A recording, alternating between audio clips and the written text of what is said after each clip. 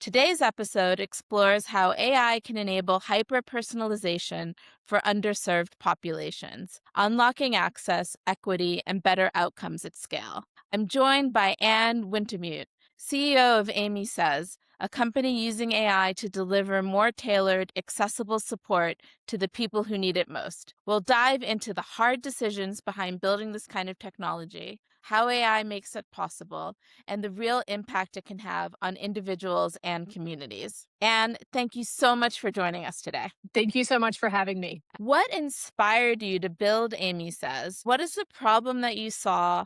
Yeah, so Aimee Says serves people who are experiencing relationship abuse. And a synonym for that makes people a little more uncomfortable is domestic violence.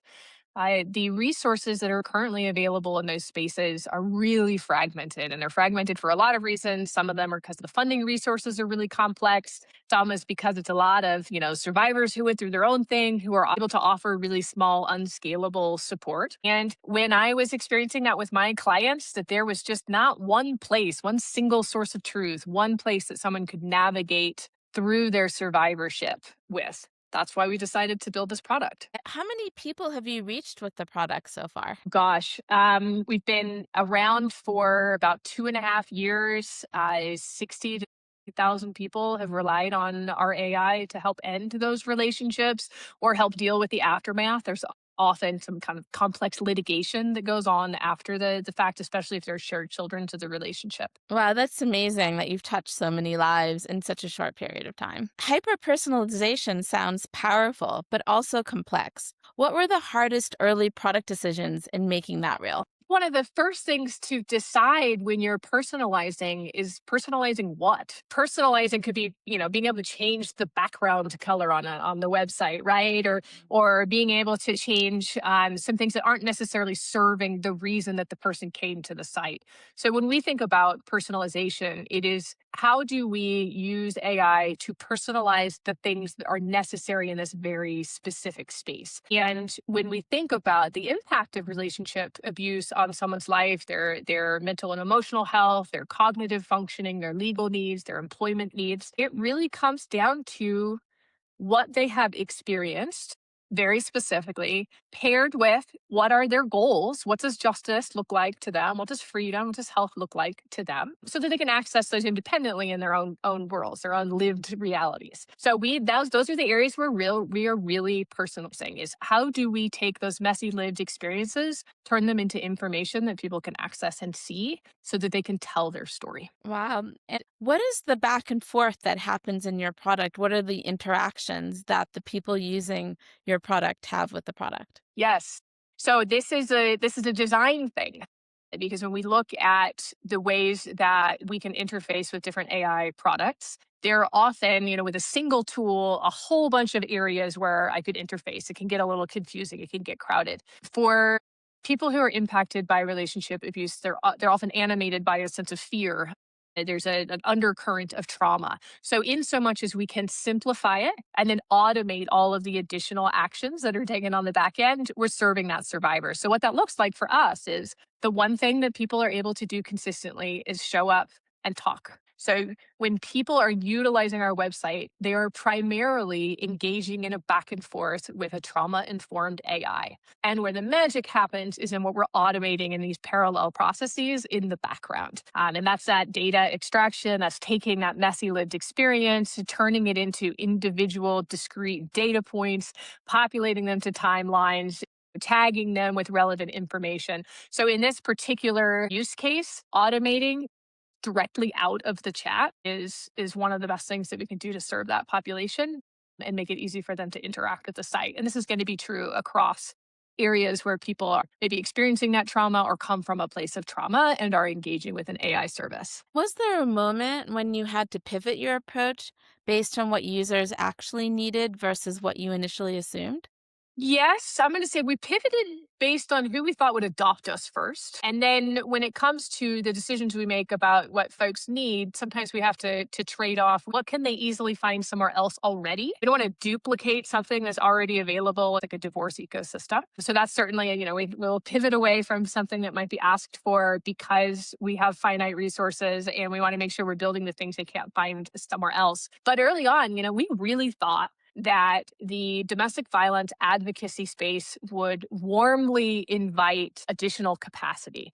And so when we first kicked this out the door and started having those conversations and meeting with those folks, we found out really quickly that the kind of risk intolerance in that space was high enough that we had to kind of to silo that for a minute, if you will, and work directly with survivors to build exactly what they needed. When you say they were worried about the risk, is that they were worried about using AI in this situation, or what was the risk that they saw with the product? Yes. Great question, because this is a risk averse population or field, I should say, to begin with, because they are primarily funded around metrics that reduce domestic violence fatality, reduce lethality, get people out of relationships, and prevent the worst possible outcomes. And in that space, you can imagine it's pretty risk averse. We're doing everything we can to kind of lock down the privacy, lock down exposure for that individual person to get them to usher them out. Well, that's really the tip of the iceberg of folks who need support in this particular context. So it's the most risk averse pocket. And you're right. When AI came out, there were a lot of concerns around privacy, around confidentiality, around legal and non legal discovery. And the narrative throughout the community, which was guided primarily by the National Organization Against Domestic Violence, was we don't know it's safe, don't use it yet. Right. How did you then reach the audience if you weren't partnering with these organizations? How did people find out about Aimee Says? So this is something that is unique about a very undermet need. When you have needs that are unmet in the world of technology and social media, you have kind of the mom and pops, if you will, that pop up and create these small communities of their own. They create them because they didn't have them for themselves. And so you have these really robust, well organized social media communities where people who aren't finding their needs met in traditional systems, whether that's mental health or legal or domestic violence advocacy, or their employer doesn't understand what they're going through, et cetera, they find themselves in these I'll call semi-private online communities. So we've actually partnered in those spaces and help support folks directly through those spaces in order to find them. How do you prioritize features when the needs of your users are diverse, nuanced, and often not well represented in traditional data? I would go back to the not just building what they might need that is also available somewhere else, but really focusing on what is currently not available so that we can fill the gap that this need has generated and make sure that we're building the things that have the most kind of individual per unit value and not necessarily compete with other products. And one kind of simple example that I'll give is everyone who goes through a divorce is required to turn over their sworn financials. This is how much I made, this is what I paid in taxes, these are my current expenses. Those tools are ubiquitous. I can find them online. I could go to ChatGPT and have it, put one together for me. What is not available is how do I prove abuse in how do I protect my children in the family court system? How do I protect myself? Everyone who goes through divorce has to do that financial stuff, but it's available. Everyone who goes through divorce might not have to deal with the abuse related things, but our population absolutely does, and it's not available. So we don't do the financial stuff. They can find us somewhere else. We do the things that aren't otherwise already being met. And at a practical level, how does Aimee Says use AI to deliver hyper personalized experiences? So a great question. So, like I said, when you're working in these underserved or trauma animated populations, the comfort level in the chat space relative to other features is important to consider. So, for us, there's the obvious AI integration of this large language model that we have trained and fine tuned, and she has our libraries that she accesses. She's also utilizing the context of that, provided by that particular user. Many of our users have robust data filled accounts. All of that is a part of that library. But I really think that the other places where the AI is happening is more interesting. And I'll give a few examples. We're automating the calendaring, timelining, date selection, tagging aspects to populate these folks' data files. But we don't read the content that people provide to Aimee. This is really important in terms of no third party disclosure and in terms of the confidentiality of the accounts. So we have AI in there. Is there any indication in this that there could be a risk of suicidality? Is there any indication in here that there's a risk that this person could experience imminent harm? And then how do we respond to that risk?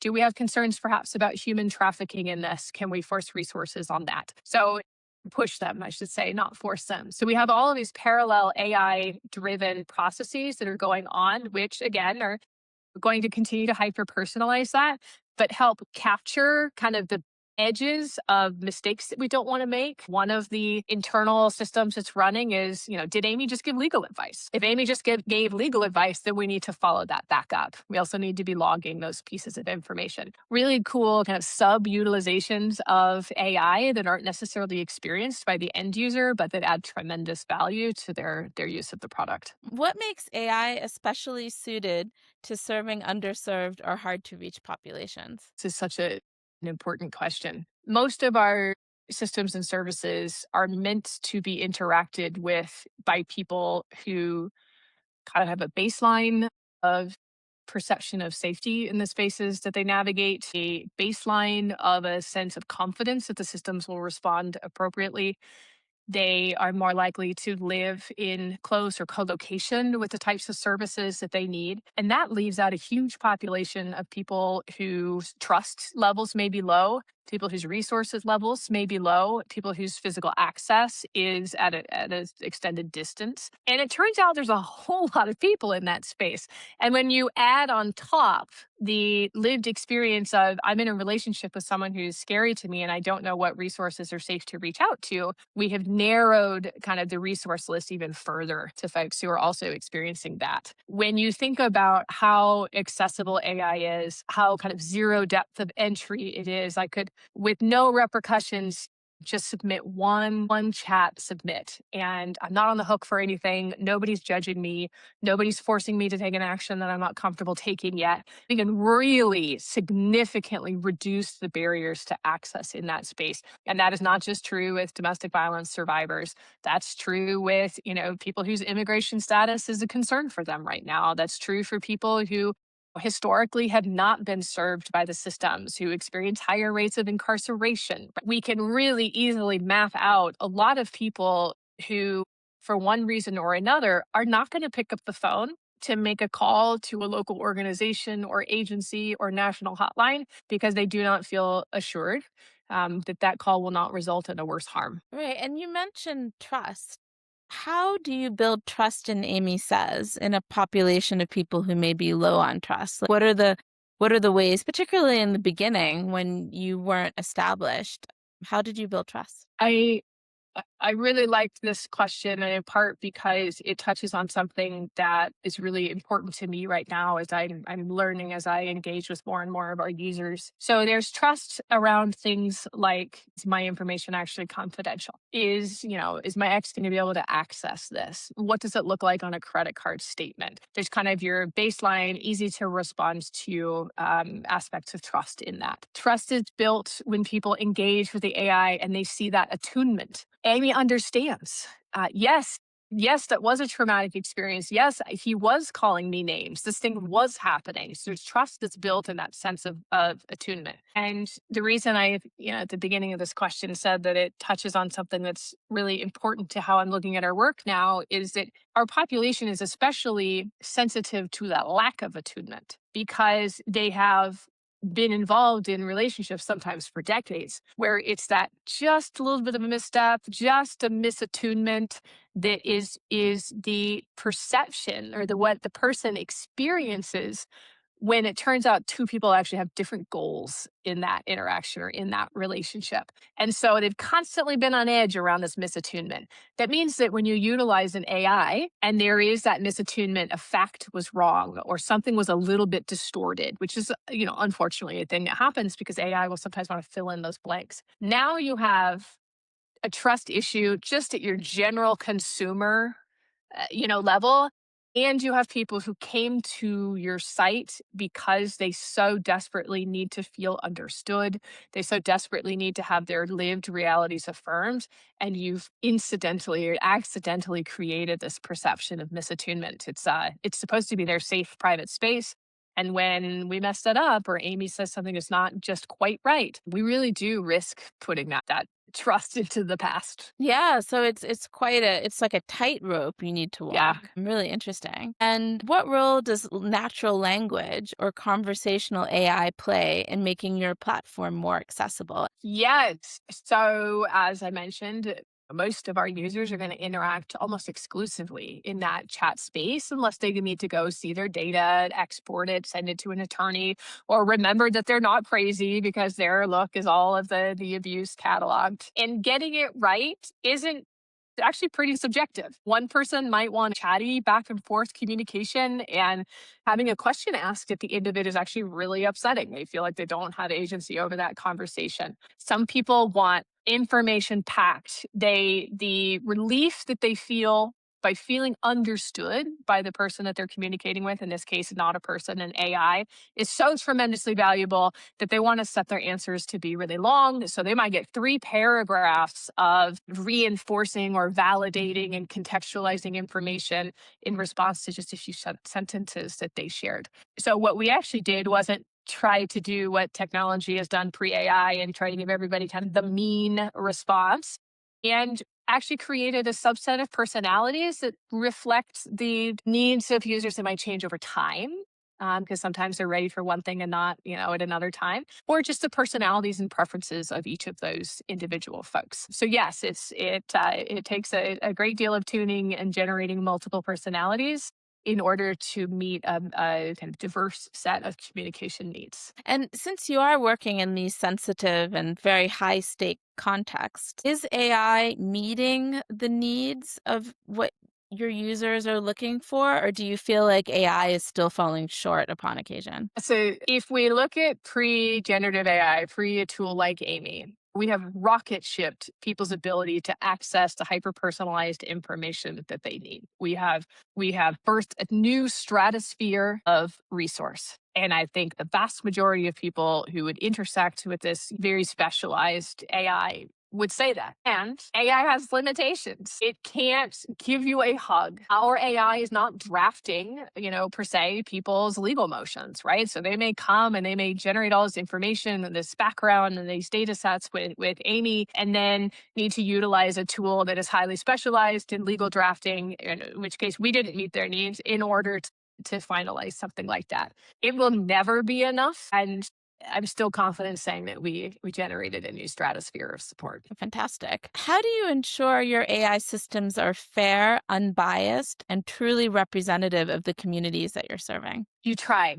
You use the information that you know about bias that we cannot fix independently because we do rely on LLM partners, and you build space around it. So in our particular case, our model is told explicitly and directly to pay attention to and to incorporate not just people's lived experiences, but other kinds of intersectionalities, background, race, financial, immigration status, gender orientation, sexual orientation, etc., to build as robust as possible a context window within those lived experiences and different identities. And if someone doesn't provide that information, there's always kind of the revert back to the norm, right? So we encourage our users to say, if there are aspects of your identity that are important to you, that make you unique, that color your picture, please do share those because she's trained to incorporate them. But in the absence of them, there's not much that we can do. With that said, for our paid account users, we have a really robust section for people to introduce all of that information. And we tie it directly to every message that is submitted back and forth as though the user typed it at that time. Wow, fantastic. Um, and shifting gears a bit, how has building Aimee Says in Colorado influenced your journey as a founder? Colorado has such a great pocket of founders that don't have the same legacy technology approach that you might see on some of the coasts, like this is how we do it and it always looks like this and it's a part of the, the big boy community, etc. It is a very Coloradoized version of, what it looks like to found and what ecosystems are created. And, I was a part of the Boulders, the TBX, or their tech accelerator. And what a wonderful state-based program and resource to accelerate these products in Colorado. So yeah, Colorado has a way chiller shorts and flip-flops approach to creating solutions. What advantages or challenges come with building an AI company focused on social impact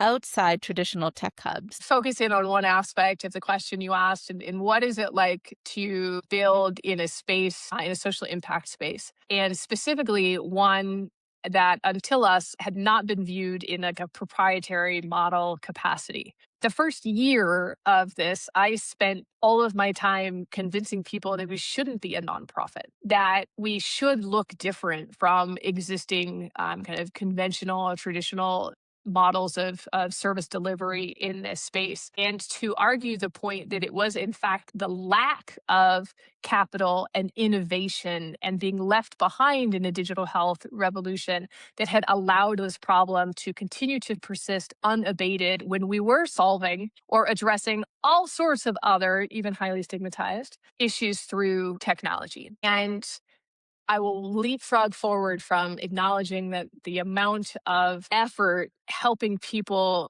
reconceptualize what service delivery might look like in this space. And I'll fast forward all the way to just a couple of weeks ago. I was at a women's venture pitch competition, which was wonderful. I'm giving the pitch, wonderful, warm reception, applause. I joked that I was going to need more time for the pitch because, the resonance with the audience was slowing things down because I had to hold my pitch for applause, which is wonderful. And then the pitch ended and it was time for the investor judges to ask questions. And none of them knew what to ask. Investors don't often, the first question that we get is, why isn't this a nonprofit? This should be free. It is really difficult to not just create a product, serve the needs of, 10 million people in the United States this year alone will be victimized by domestic violence. And to give you a little idea of scale, 4 million people globally will be diagnosed with breast cancer. Okay. 10 million people in the US will be victimized by domestic violence, 2.5 times greater than the rate of people globally who will be diagnosed with breast cancer. The scale of this problem is astronomical. It is absolutely a blue ocean.